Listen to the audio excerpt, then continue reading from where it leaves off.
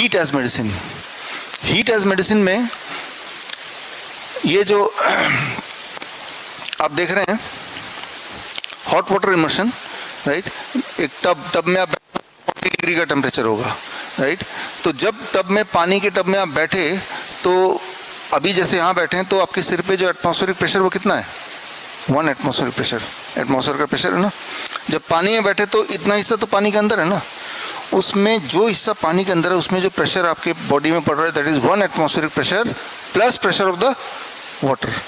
यानी कि आधे कुछ पार्ट का बॉडी का एक भाग का एटमॉस्फेरिक जो प्रेशर है वो अलग है, निचले हिस्से का प्रेशर अलग है। प्रेशर डिफरेंस है ना, ये pressure difference plus heat 40 degree, जब ये दोनों चीज एक साथ हो जाता है तो आपका skin becomes the third kidney.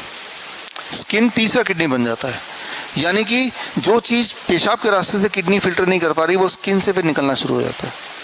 तो यानी कि आपका क्रिएटिनिन है, आपका यूरिया, आपका यूरिक एसिड है, या एक्सेस पोटेशियम, एक्सेस शुगर है, जो भी चीज फालतू है किडनी उसको नहीं निकाल पा रही है, स्किन के रास्ते निकाल दिया। इसीलिए मेडिकली स्किन को बोला जाता है द थर्ड किडनी। लेकिन किडनी के रूप में कब काम करेगी? जब प्रेशर डिफरेंस होगा, टेम्परेचर 40 डिग्री होगा, हीट होगा, तो ये जो पोर्स खुलेंगे तो ही काम करेगी। आपको कैसे पता चल रहा है? पता चलेगा काम कर रही है, आपकी स्वेलिंग कम हो जाएगी, आपका ब्लड प्रेशर कम हो जाएगा, आपकी वीकनेस चली जाएगी, आपकी ईचिंग चली जाएगी, वोमिटिंग सेंसेशन चले जाएगी, जो classic symptom of kidney patient चले जाएंगे। तो पता चल गया कि भाई आपका स्किन काम कर रहा है। आप पेशाब का एक कुछ बूंद लीजिए, पसीने का कुछ बूंद लीजिए, दोनों अगर लैब में टेस्ट कराएंगे तो पेशाब के और पसीने में जो इंग्रेडिएंट निकलेंगे वो सिमिलर निकलेंगे।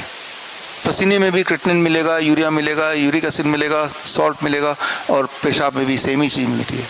तो किडनी जो काम करती है वो आपका स्किन भी वही काम कर सकता है एक स्पेशल सर्कमस्टेंस में। तो जब हमें लगता है कि पेशेंट के बॉडी में टॉक्सिक भर गया है और वो टॉक्सिक भरने से उनका किडनी फेल हो गया है, या कैंसर का पेन है, या ट्यूमर बढ़ रहा है, इसको भी यूज़ करते हैं हॉट वाटर, राइट। तो ठीक इसी तरह से हीट एज मेडिसिन की बात कर रहे हैं। आप में से कुछ लोग, आपने अभी हाथ रेज भी किया था, ऐसे बैठे हैं और दोनों पैर बाल्टी के अंदर, बाल्टी का टेम्परेचर पानी का 42 डिग्री सेल्सियस। जब आप ऐसा कर रहे हैं तो ये जो काफ मसल है जहाँ से सारे ब्लड वेसल जा रहे हैं इसको स्टिमुलेट कर रहे हैं, और वो हीट को ब्लड के माध्यम से पूरे बॉडी में कैरी कर रहा है। आपका सर्कुलेशन बढ़ जाता है उस वक्त, और सर्कुलेशन बढ़ने से उसी वक्त कई सारे बॉडी में मेटाबॉलिक चेंजेस आते हैं, जिससे आपकी नींद उस रात की अच्छी होती है, जिससे पेन धीरे धीरे कम होने लगता है, जिससे डिप्रेशन धीरे धीरे कम होने लगता है, एंजाइटी धीरे धीरे कम होने लगता है, पैल्पिटेशन कम होने लगता है, ब्लड प्रेशर कम होने लगता है, जिनका ब्लड प्रेशर ज़्यादा है उनका। तो कई सारे फायदे होते हैं जब हम हीट एंड ग्रेविटी दोनों को मिलाते हैं।